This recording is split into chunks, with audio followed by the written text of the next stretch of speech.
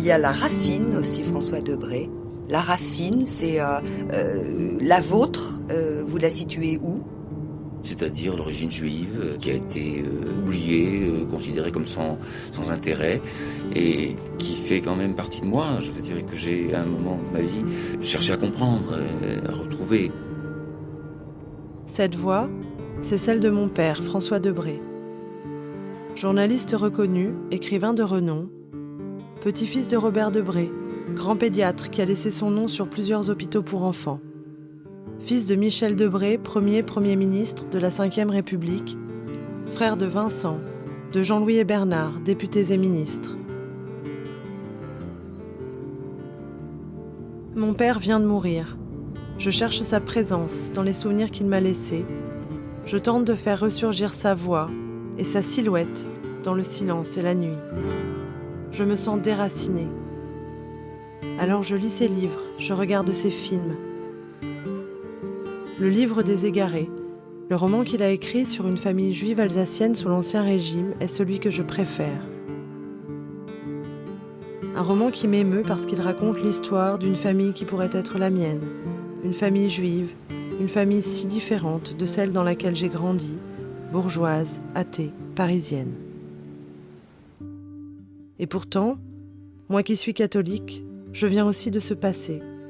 Une identité juive qui s'est perdue dans l'histoire et que mon père a été le premier à vouloir explorer. On l'a occultée, cette racine, mais on ne vous l'a pas cachée. Si, on n'a jamais parlé. Ouais. Ça a été une surprise. Et la surprise, ça n'a pas été de me découvrir ça, mais de constater que ça n'avait jamais été abordé. Comme mon père avant moi, pour mon père aujourd'hui, je veux me tourner vers le vide laissé par le judaïsme dans notre histoire. Une histoire qui débute ici, à Westhofen, petit village d'Alsace, mais berceau de grands noms de l'histoire contemporaine.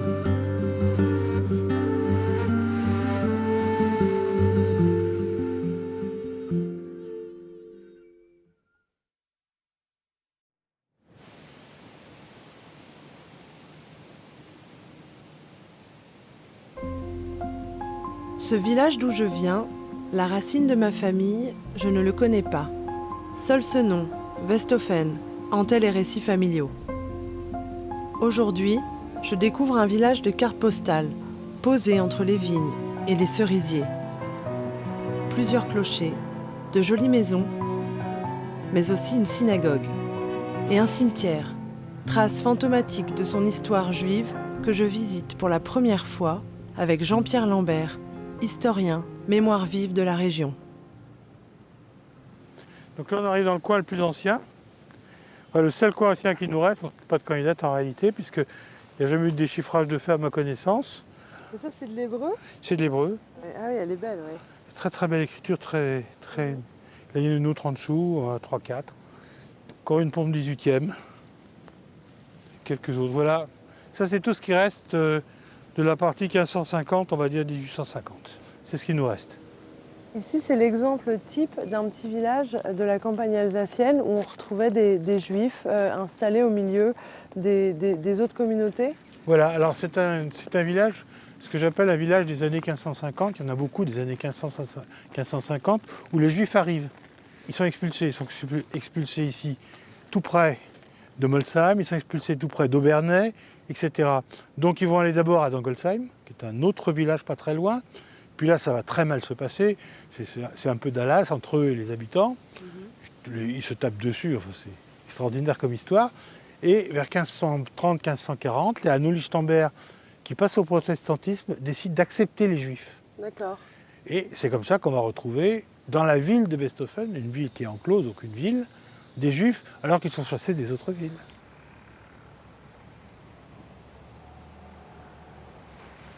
On n'a pas sa date, difficilement lisible.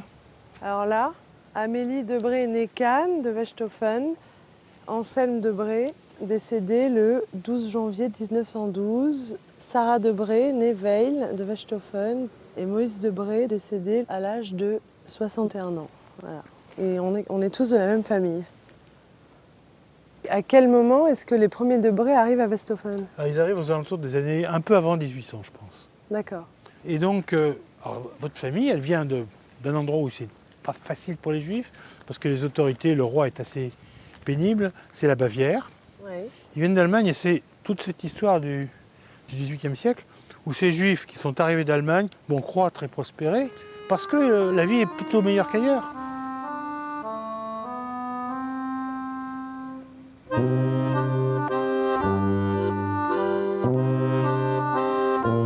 Le hasard et les errances de l'histoire ont fait de ce petit village alsacien le berceau de ma famille. C'est là que mes ancêtres ont trouvé refuge. Et aujourd'hui, 200 ans plus tard, je cherche leurs traces, ici. Je veux comprendre d'où je viens, pourquoi ma famille s'est détournée du judaïsme. Je crois qu'on est tous amenés dans nos vies à s'interroger sur nos racines, sur d'où on vient. La particularité de Westhofen et de l'Alsace et tous ces petits villages où il y a eu une présence juive incroyable, c'est qu'il y a eu une vie juive extrêmement riche et aujourd'hui, il n'en reste que des traces, que des fantômes. Pour moi, le judaïsme d'Alsace est un peu comme un des fantômes de mon existence. C'est-à-dire que je sais que je viens d'un monde qui a été et qui n'existe plus, mais qui a laissé quand même des traces dans ma vie et dans la vie de beaucoup de gens. J'ai l'impression que tout commence ici, sur les pas de ces ancêtres juifs que je découvre. Je marche sur leurs traces, imaginant les portes qu'ils ont poussées, les bancs où ils ont prié. C'est à mon père que je pense, lui qui le premier s'est tourné vers l'Alsace pour tenter de comprendre son identité, à travers les secrets et les mystères de cette terre juive. Son livre m'accompagne, le livre des égarés. L'histoire d'un petit juif de la campagne alsacienne qui conduira les siens sur les chemins de l'émancipation et de la liberté. Un livre avec cette question en suspens. Peut-on être à la fois juif et français sans se perdre dans l'histoire ? Je ne me moque pas, petit juif. Tu as obtenu en peu d'années plus que tes pères en 10 siècles. Nous voilà tous citoyens de ce beau pays. Nous avons tout comme individus. Que va-t-il rester de la nation ? De la tradition, de la religion. Ces choses-là n'ont pas leur place dans cette République toute neuve. Est-ce cela que tu voulais ? Qu'un jour il n'y ait plus de juifs, rien que des citoyens français ?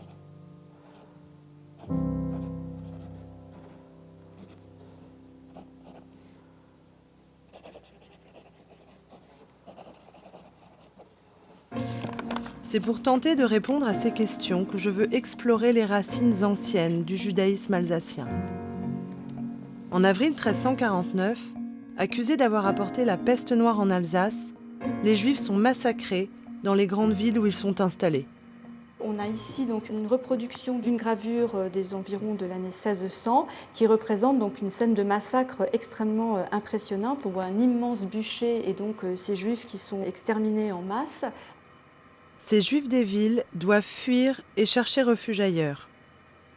Alors la légende parle de 2000 Juifs, c'est fortement exagéré, il n'y avait pas 2000 Juifs à Strasbourg à cette date, mais en tout cas c'est effectivement un massacre important qui a marqué les esprits et les Juifs vont pouvoir revenir, mais ils seront expulsés définitivement de Strasbourg en 1390. C'est à partir de ce moment-là que les Juifs ont dû quitter Strasbourg et les grandes villes. C'est ce qu'on appelle ici, donc il y a eu Verbot, donc une interdiction en fait de rester dans les grandes villes, ce qui explique ensuite le judaïsme alsacien devient un judaïsme essentiellement rural. Ceux qui ont survécu ont été accueillis par les petites seigneuries dans des petites bourgades, d'où le fait qu'ils se soient essaimés, mais ils ont vécu en petit nombre, j'allais dire, dans un régime d'extrême précarité. Ils avaient été à la fois accueillis, mais payés très cher leur droit à être présents, et à tout moment, on pouvait de nouveau les expulser. C'est dans ces villages de la campagne que les Juifs s'installent. Ils donnent naissance à une exception alsacienne, un judaïsme rural qui va contribuer à forger l'identité de la région. Pour moi, les traces de Westhofen, ça a à voir avec la ruralité juive. Finalement, souvent, on pense que les Juifs, c'est des citadins. On pense que c'est des gens qui sont allés de ville en ville et qui ont été expulsés à travers l'histoire de chaque ville où ils s'installaient, qu'ils étaient cosmopolites et très citadins. Et en fait, c'est pas vrai. Et l'Alsace raconte une histoire très différente. Elle raconte comment les Juifs se sont installés dans des campagnes, ont trouvé leur place dans des campagnes aux côtés des paysans. Ils avaient des petits commerces, des petits boulots, ils étaient marchands de bestiaux, enseignants, commerçants. Et en fait, ils ont vécu dans une certaine harmonie avec la paysannerie et la ruralité. Dans ces villages de la campagne, ce judaïsme unique se mêle aux traditions alsaciennes. Les cultures se mélangent. Juifs et chrétiens vivent dans une relative harmonie. Je crois que par rapport à beaucoup d'autres communautés juives du monde, l'Alsace a représenté un havre pour ces Juifs qui, peu à peu, à la fois ayant le sentiment de leur particularisme, ont réussi à faire de ce lieu ce qu'ils appelaient de Heim, la maison. Et il y a une phrase qui disait « Wie sich Christel sich judelt sich, wie sich judelt sich Christel sich ». Comme on est chrétien, on est juif. Comme on est juif, on est chrétien. À Westhofen, comme dans le reste de l'Alsace, pas de ghetto. Les Juifs vivent au milieu des autres. Dans chaque rue du village, sur chaque maison, je retrouve des traces de cette vie quotidienne disparue. Là, on trouve 2 traces sur lesquelles on avait un petit rouleau qu'on mettait là-dessus et il a 2 chenilles en bois. Et à l'intérieur, il y avait donc un texte qui est tiré du Shema, « Écoute Israël, éternel est ton Dieu », etc. Et donc, ce texte était là et quand on rentre à la maison, hop, on l'embrasse. Plusieurs maisons portent toujours des traces de mezuzot sur le linteau de la porte. Petites, modestes ou plus grandes, les maisons des anciens juifs du village sont partout autour de nous. Et pour qui sait décrypter les signes du passé, nous renseigne sur cette culture juive disparue. À quoi servait ce four? Alors four à pain, four à matzah, four pour le vendredi. C'est-à-dire qu'une fois que c'est chaud, ça va rester très longtemps. Donc on fait la cuisine à 3h, 4h de l'après-midi et on mange le samedi à midi. Ça tient chaud à peu près jusque-là. C'est possible qu'il y ait qu'un four qui ne serve qu'à Pâques ou qui ne serve qu'au matzot. Il y avait des fours à matzot qui s'arrêtaient toute la nuit. Là, je pense qu'ils servaient au Shabbat et peut-être à Pâques, je ne sais pas.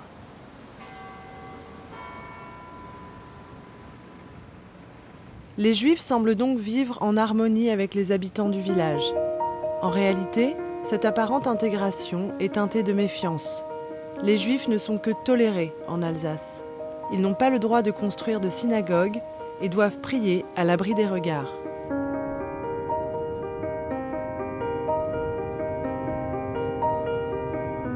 À 3 km de Westhofen, à Trenheim, je pousse la porte du grenier d'une maison ancienne. Ici, presque cachées, ont été retrouvées des peintures hébraïques, puis des inscriptions religieuses datant de 1723. Une synagogue discrète qui pouvait accueillir une dizaine de personnes, hommes et femmes séparés. Peut-être que c'était une dimension symbolique, c'est plus sympa, et en même temps ça donnait un espace aussi qui était isolé. Je vais vous montrer la maquette. Cette pièce-là était réservée aux hommes et derrière pour les femmes. D'accord. Regardez le solive là, tout était peint aussi. Ouais. Donc on peut imaginer que les plafonds, que tout était peint. Donc là vous voyez, ce que vous voyez là, c'est les Rachetevot, les acronymes. Et on a retrouvé les mêmes là, à Neuschule à Prague, par exemple les deux là. On les retrouve aussi à Prague. Celui-là dit Dieu est bon pour Israël, éloigne-toi du mal et fais le bien.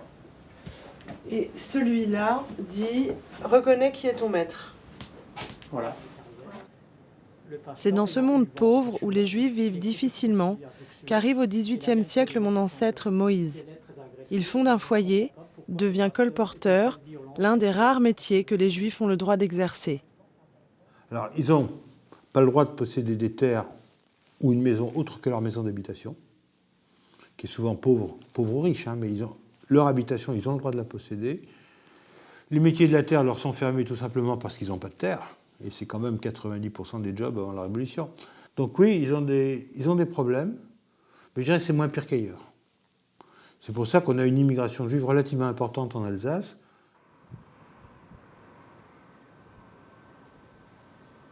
Mon ancêtre Moïse et les siens, très modestes, s'appuient sur la solidarité de ce groupe solide de Juifs alsaciens.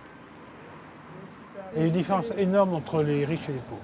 Il y avait une entraide totale, c'est-à-dire que par exemple, les impôts étaient payés par les riches. La communauté était imposée à une certaine somme. C'était pas chaque juif est imposé, c'était la communauté est imposée. Le collecteur d'argent, c'était le notable. D'accord. Il payait ce qu'il n'avait pas réussi à récupérer chez les autres, il le payait de sa poche. C'était des gens extrêmement modestes et qui vivaient essentiellement du bénévolat et des deniers publics. Ils recevaient quelques subsides parce qu'ils chanteraient dans les synagogues, mais c'était des familles très très modestes. Maintenant qu'elle s'est enrichie, cette communauté juive d'Alsace veut aussi s'émanciper, se libérer des contraintes de toujours. Et pour la première fois, elle va s'emparer d'un combat politique. C'est cette histoire que mon père raconte dans son livre, avec un personnage central inspiré de Serve Baer, ce juif alsacien, devenu riche, qui utilisera son influence pour libérer ses frères. C'est un homme qui est excessivement riche, c'est un industriel qui a commencé en Lorraine, donc il va passer sa vie d'un côté à faire des affaires, de l'autre côté à dépenser ce qu'il a gagné pour aider ses concitoyens. Et bien sûr, c'est un homme politique, donc il va monter à Paris, il va ramener le cahier de doléances des Juifs d'Alsace, il va essayer de faire que la constituante signe finalement l'arrêt faisant des Juifs des citoyens à part entière. L'action politique de ces Juifs d'Alsace, l'humanisme de la philosophie des Lumières, portent leurs fruits. En 1791, l'Assemblée constituante donne aux Juifs le plein statut de citoyens. Mon ancêtre Moïse a 30 ans, il vient de se fiancer. Il est donc le premier Français officiel de ma famille. Après la citoyenneté, une autre grande étape attend les Juifs de France. Un décret napoléonien de 1808 leur impose de choisir un nom de famille français officiel. Pour beaucoup de familles comme la mienne, ce nom est comme une naissance. Mon ancêtre Anchel, le fils de Moïse, va choisir un nom, mon nom. J'ai sorti le registre de la commune de Westhofen, canton de Wasselonne, registre établi en exécution du décret impérial du 20 juillet 1808, en vertu duquel les Juifs de la commune prennent un prénom et surtout un patronyme. Donc on rompt avec cette tradition liée à une pratique religieuse pour arriver à une pratique unique et laïque, qui est celle du fonctionnement de l'état civil de tous les citoyens. Donc c'est vraiment une manière de rendre encore plus évident cette fusion ou cette intégration dans l'État-nation global. Et donc là, on voit ici les actes 67-68, mention d'une prise de nom d'Anselme Depré. J'en déduis que c'est Debré. Le texte stipule « C'est présenté Anchel Moïses qui a déclaré prendre le nom de Després pour nom de famille et pour prénom celui d'Anselme et a signé avec nous le 9 octobre 1808. » Donc on voit les signatures, une double signature, d'abord en caractère hébraïque et ensuite la signature en caractère latin. La trace commence ici en fait, la trace de notre nom commence vraiment dans ce registre.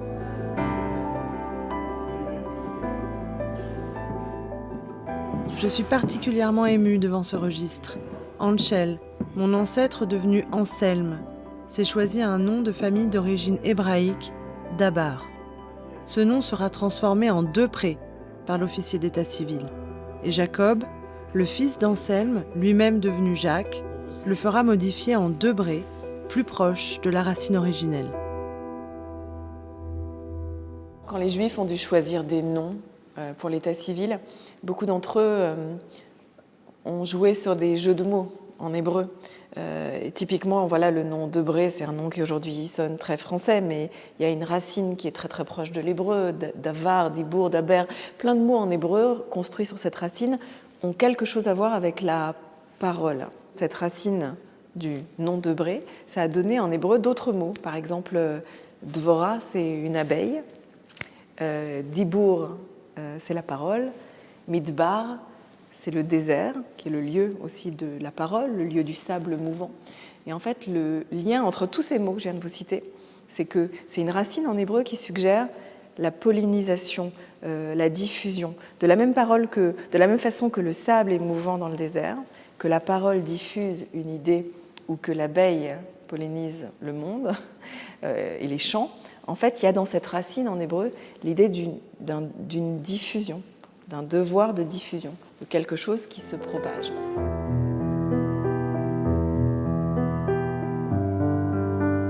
Dabar, Debré, un nom français, un nom juif aussi, qui marque l'entrée de ma famille dans la nation française. Un nom secret, dans les lettres duquel mes ancêtres ont caché notre appartenance à la religion juive, comme une intégration sans renoncement.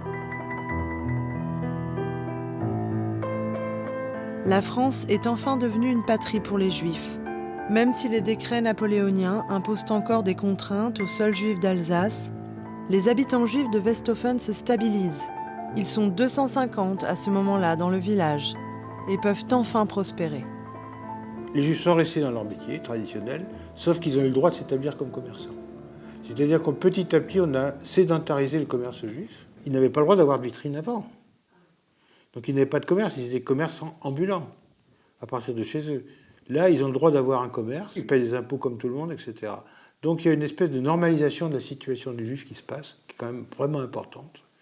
Ils peuvent acheter des terrains. C'est la République qui a tout changé, où il y a eu coïncidence, plus que ça, conjonction entre les valeurs reconnues comme celles de l'éthique juive et les valeurs de la République. Cette République qui les libère, les Juifs alsaciens vont l'embrasser. Dans cette communauté de l'Est, la nation française devient un repère qui s'affiche partout, jusque dans les objets rituels. Alors ça, c'est une mappa des mapotes. Ce sont des langes de circoncision. Ces mapotes servaient, en fait, étaient enroulées autour de la Torah. Ce sont des objets d'art populaire. Et ce qui est intéressant, c'est que l'on voit ces couleurs bleu, blanc, rouge, en fait. Et on a là un témoignage très clair de l'attachement des communautés judéo-alsaciennes à la France. Il y avait une volonté de s'intégrer, d'être un acteur tellement plein de cette histoire de France qu'ils chérissaient, que ça a été, oui, transmis à leurs descendants. Moi, j'ai clairement l'impression d'être enfant de ce monde.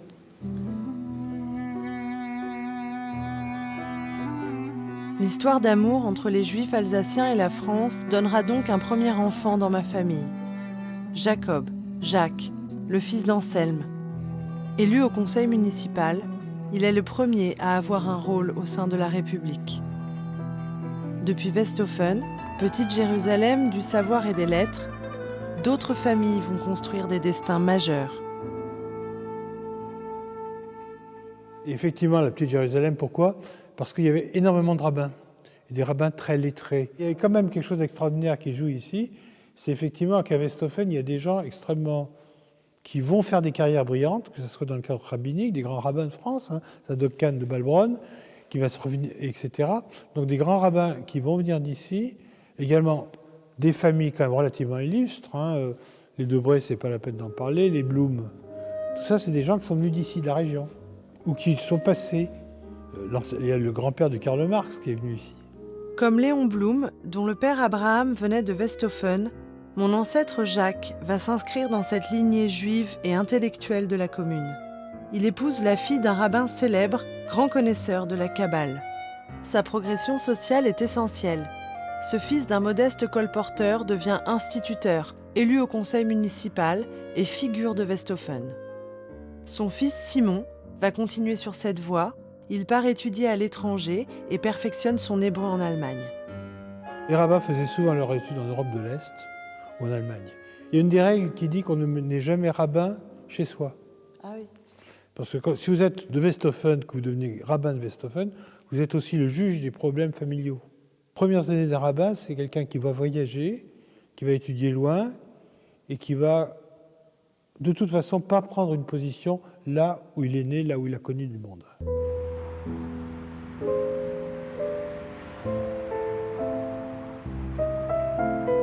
La figure de Simon me hante. Cet homme, juif, rabbin, m'interroge, moi, la jeune Parisienne, élevée dans une culture bourgeoise et catholique. Il est celui qui me renvoie à ses racines oubliées. Simon, je l'ai cherché dans tous les cimetières de Paris, jusqu'à le trouver ici, au cimetière du Père-Lachaise, sous les marronniers du 11e arrondissement. C'est Simon qui détient, sans doute, les réponses à mes questions.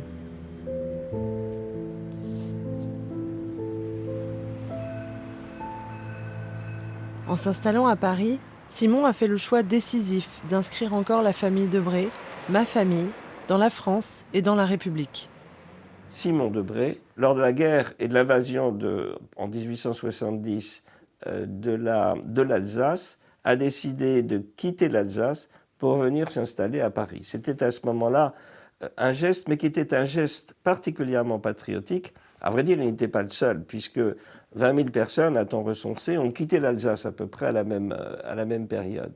Mais il est venu dans une ambiance bien particulière pour s'inscrire au séminaire israélite de Paris. Il s'agissait d'instruire, mais d'instruire pour la République, de nouveaux rabbins. Bien entendu, on pourrait penser qu'il se dévoue entièrement et uniquement à ses études. En réalité, il tombe amoureux de la fille du rabbin et l'épouse au sortir de son école, en même temps qu'il devient rabbin. Le mariage de Simon avec la fille d'un grand rabbin parisien est un pas de plus hors d'Alsace et dans la société parisienne bourgeoise de la fin du 19e. Il laisse son vieux père Jacques à Westhofen et cherche, après quelques années passées à Sedan, à se faire nommer rabbin dans une banlieue cossue de Paris. Ce sera Neuilly-sur-Seine. Alors Neuilly allait être le moyen de connaître une communauté qui est une communauté proche de la société parisienne, une communauté avec laquelle il y allait y avoir des liens avec la bourgeoisie française.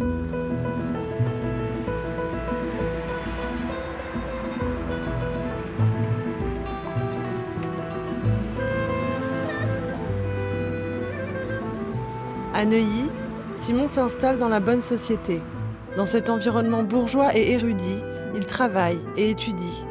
Il devient grand rabbin et laisse même plusieurs ouvrages de liturgie qui deviendront des références.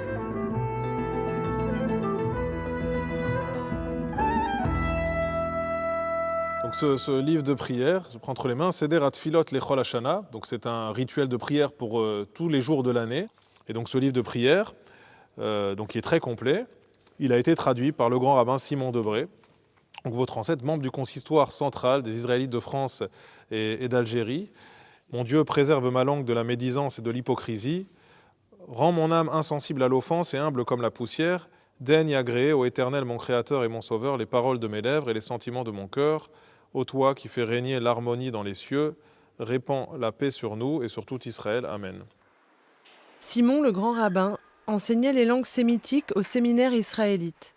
Il élevait ses enfants dans une recherche d'excellence et de simplicité morale, et mettait aussi sur le même plan l'attachement à la religion et l'attachement à la République. Il choisira pour ses enfants Janson de Sailly, grand lycée public de l'Ouest parisien. D'emblée, Simon Debré a voulu pour lui-même comme pour ses fils qu'ils s'inscrivent dans une tradition républicaine. Et par conséquent que, je dirais, la culture juive ne soit pas un frein à l'interaction qu'il devait y avoir alors avec la République. N'oublions pas que Simon Debré était également aumônier du lycée Janson de Sailly, et c'est à Janson de Sailly que Robert Debré allait faire ses études.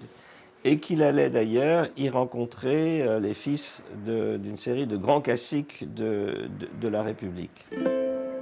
Pour les Debré, cette installation à Paris marque l'entrée dans l'élite bourgeoise et intellectuelle juive. Le 17 avril 1912 est le jour du naufrage du Titanic. C'est aussi le jour où a été prise une photo emblématique de la vie juive à Paris. Une photo importante qui raconte cette ascension sociale menée en seulement une génération. Elle s'appelle la photo dite de l'éclipse, parce qu'il y a une éclipse de soleil ce jour-là. Alors vous, en fait, là, vous avez Claire Debré, qui est la fille de Simon Debré. Ouais. Et derrière, il y a son mari, Anselm Schwartz. Voilà, et donc eux vont donner naissance à la dynastie des mathématiciens et polytechniciens. De Laurent Schwartz, enfin des gens qui... Maxime, Bertrand. Et donc cette réunion de famille, elle est, à mon avis, tout à fait symbolique, représentative d'un esprit de famille très important de ces juifs qui veulent surtout, connaître une ascension sociale. Il faut se dire que 100 ans auparavant, ils n'étaient rien, entre guillemets.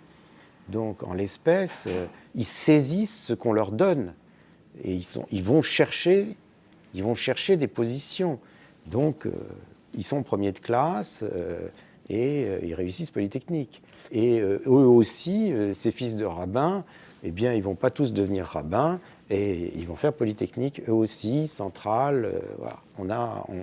On les retrouve beaucoup dans les grandes écoles de la République. Loin de Westhoffen, les Debré deviennent des intellectuels qui réussissent. C'est dans ce monde que naît en 1882 mon arrière-grand-père, Robert Debré.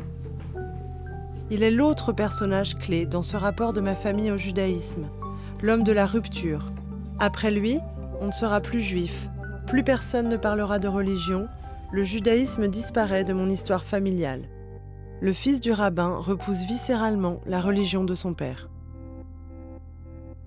L'effroi que lui causait d'une certaine manière la religion juive et l'ascendant qu'a pris sur lui la culture bourgeoise républicaine de ses amis a fait qu'il a réellement tourné le dos, non seulement à la religion, mais aussi à la culture juive. Et tout au cours de sa vie, on voit qu'elle n'était pas présente. On retrouve dans ses mémoires ce mot de bouleversé pour dire à quel point, en fait, il était en contradiction avec la foi et derrière la foi avec la culture juive. Robert ne priera plus jamais à la synagogue de son père. Désormais, ses amis sont des fils d'hommes politiques, d'intellectuels parisiens. Il ne se définit plus comme juif. Robert est athée, mais il va être rattrapé par un événement marquant de l'époque.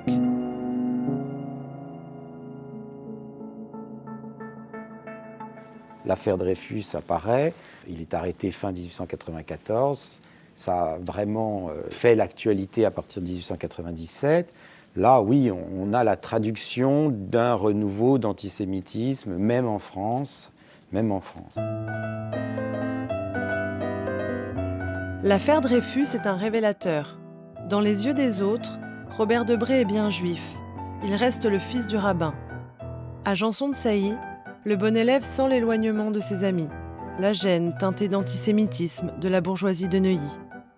Pour l'honneur, il devient dreyfusard. L'affaire devient sa grande affaire et il répond au rejet antisémite par une profession de foi patriotique. Au moment de l'affaire Dreyfus, Robert Debré, je ne dirais pas a découvert l'antisémitisme, mais l'a reçu de plein fouet, peut-être plus qu'il ne l'avait eu précédemment. Il faut se rappeler ce qu'était l'ambiance de l'époque. Avant même l'éclatement de l'affaire Dreyfus, il y a eu quand même une trentaine de députés qui avaient tenté de voter une loi pour déchoir de la nationalité les Juifs de France, et si possible d'ailleurs les exclure. Robert Debré rejoint ces cercles dreyfusards et républicains. Il rencontre d'abord Jacques Maritain, philosophe, chantre de la démocratie chrétienne, puis l'écrivain et poète Charles Péguy. Ce sera le début d'une longue amitié. Les vers du poète habitent l'étudiant, sa personnalité a une grande influence sur le futur médecin. À la faculté de médecine, il rencontre celle qui deviendra sa femme, interne elle aussi, Jeanne de Baponsan, fille d'un peintre dreyfusard. C'est pour Robert une nouvelle rupture avec sa famille.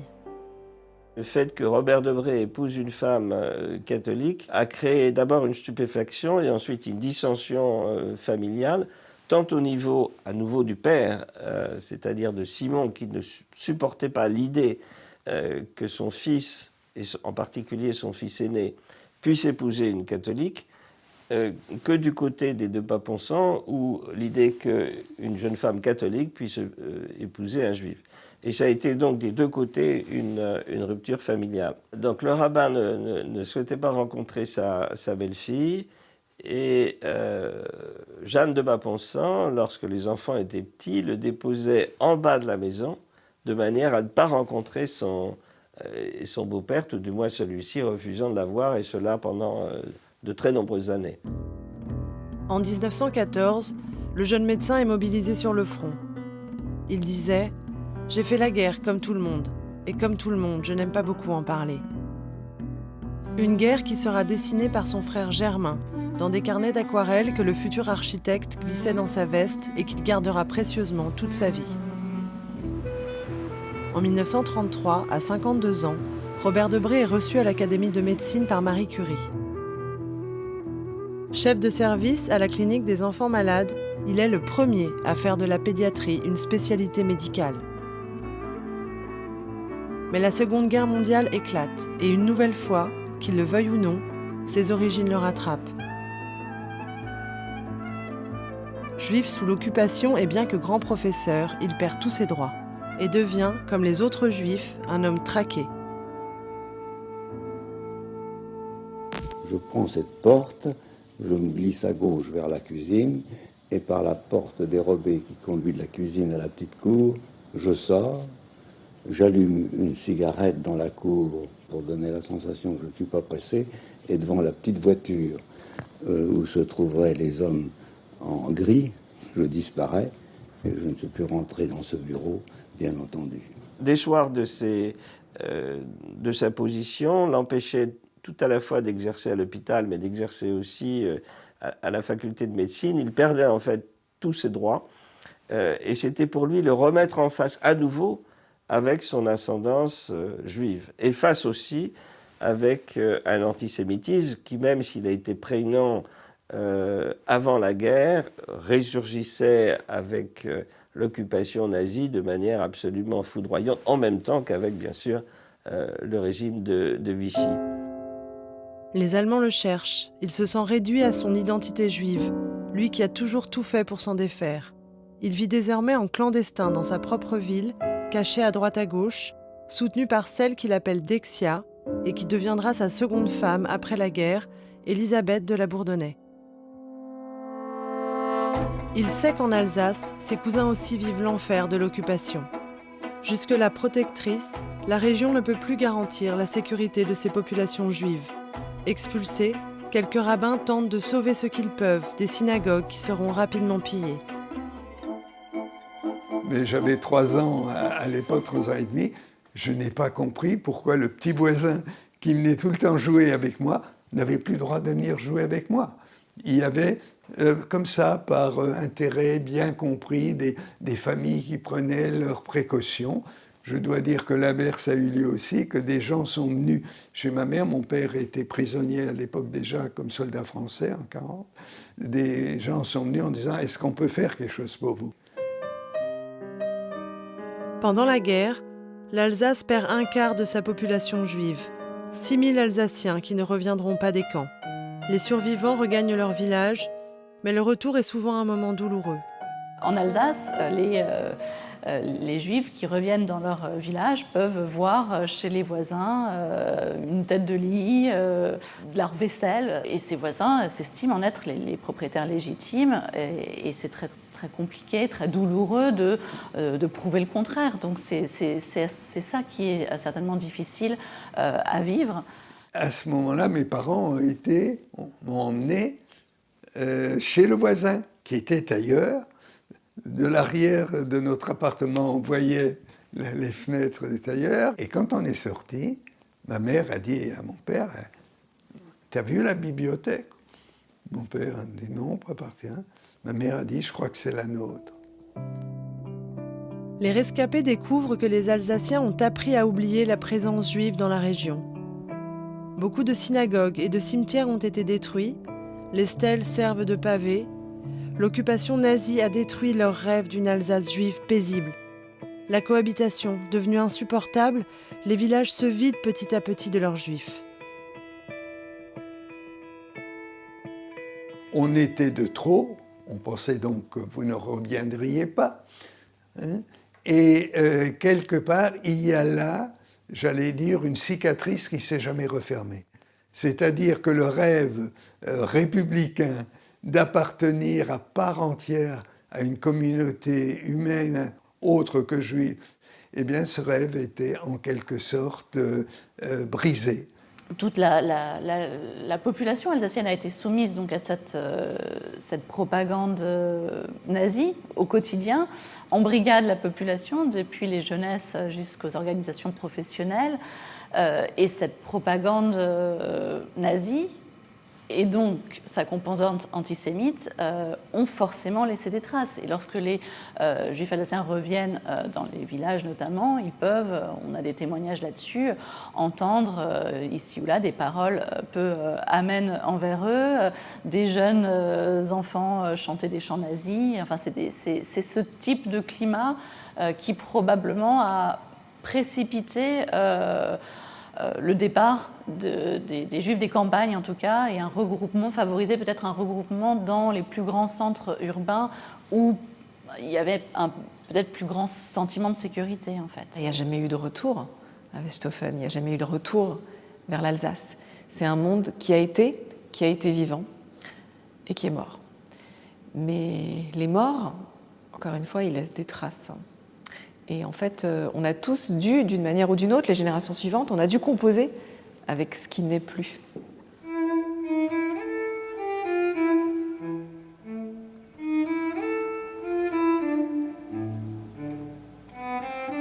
À Westhofen, Roger Kahn et sa sœur Marcel étaient les derniers. Ils occupaient jusqu'à la mort de Roger, en 2018, la grande maison jaune achetée par leur père Jules. Ils étaient marchands drapiers de père en fils. Tout est resté comme figé dans le temps dans le magasin de tissu familial, aujourd'hui fermé. Une histoire juive de la campagne alsacienne, l'une des dernières, un témoignage émouvant de ce monde disparu. Aujourd'hui, ce sont les descendants des Juifs du village qui viennent à Westhofen honorer la mémoire de ces morts, fantômes d'un passé disparu.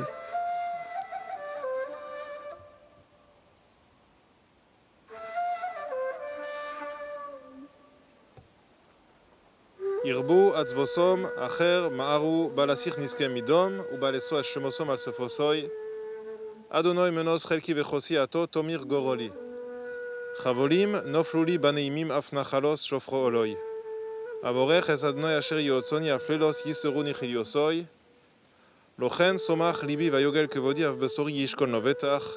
Le judaïsme a disparu de Westhofen, et cette absence me renvoie au vide qu'il a laissé dans mon histoire familiale.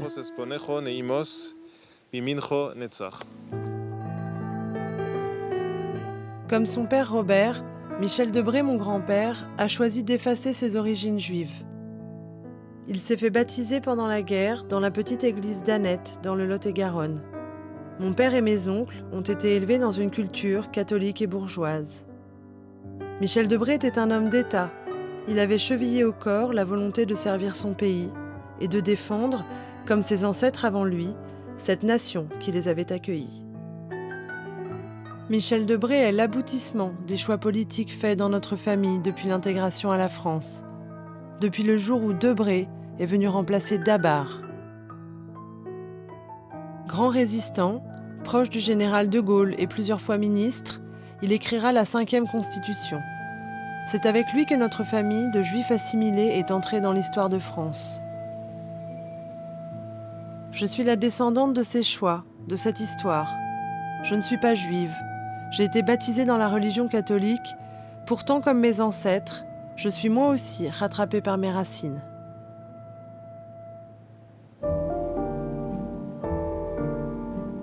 Le 4 décembre 2019, Westhofen fait la une de l'actualité. Les tombes du cimetière viennent d'y être profanées. Les inscriptions nazies ont été peintes. Cette année-là, 37 actes antisémites ont été recensés dans la région. Derrière les croix gammées, je vois mon nom de famille et j'aperçois mes ancêtres juifs, leur histoire depuis ce village d'Alsace où aujourd'hui encore frappe la haine de l'autre. Quand on s'en prend au cimetière juif, en Alsace, on dit, et quand je dis on, c'est les antisémites disent, qu'ils n'en veulent pas seulement aux juifs quand ils sont vivants, ils leur en veulent aussi quand ils sont morts. Ils n'en veulent pas seulement aux juifs quand ils sont là, mais ils leur en veulent aussi quand ils sont plus là. Et donc ça dit quelque chose de l'antisémitisme, me semble-t-il. Cette incapacité à accepter non seulement que les juifs ont été là, mais qu'ils ont laissé des traces, même si ces traces, c'est des pierres tombales.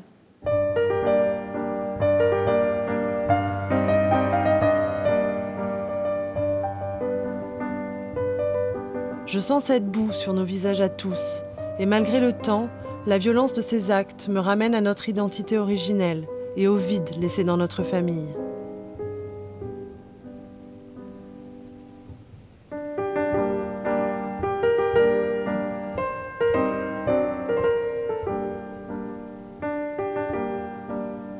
L'origine juive qui a été oubliée, comme ça. Occultée ou oubliée? Occultée, oubliée, considérée comme sans intérêt, et qui fait quand même partie de moi. Je veux dire que j'ai, à un moment de ma vie, cherché à comprendre, à retrouver.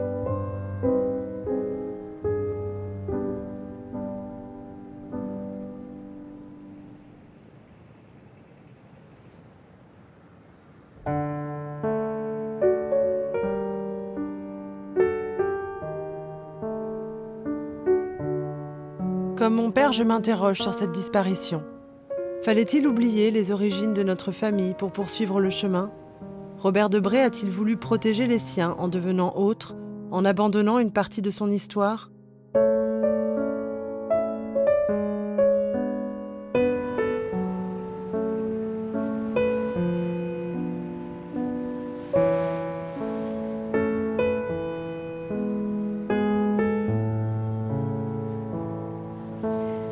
Ce qui est fabuleux dans l'attraction qu'exercent certains lieux sur nous, parce qu'ils sont des lieux de notre histoire, c'est qu'on est quand même incapable de dire d'où vient exactement cette attraction, pourquoi est-ce que restent en nous des traces qui remontent à tellement loin dans nos histoires. C'est comme s'il y avait en nous une forme de nostalgie pour un lieu qui n'existe plus, un lieu qu'on n'a pas vraiment connu, mais dont une certaine idée s'est transmise, parfois même sans les mots, dans nos familles.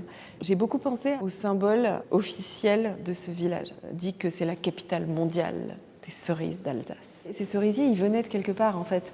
Ils ont été importés à Westhofen à un moment donné et ils y ont trouvé une terre propice qui les a fait se nourrir et grandir et donner des fruits à nul autre pareil. Et moi je crois que quand on a été planté quelque part à un moment donné dans son histoire, les gens comme les arbres, on garde la mémoire des lieux qui nous ont construits. Et c'est comme si, des générations plus tard, exactement comme des cerises de Westhofen que nous sommes, on avait gardé la trace d'une sève particulière qui a coulé en nous et qui nous a nourris à un moment donné. Il y a un principe dans la pensée juive, on dit que l'homme est comme un arbre, et je crois que l'homme est comme un arbre. Je crois que, comme les arbres, on garde très fortement la mémoire des terrains, des terres où on a été planté, et que même quand on nous plante ailleurs, les fruits qu'on donne gardent un petit goût de nos origines.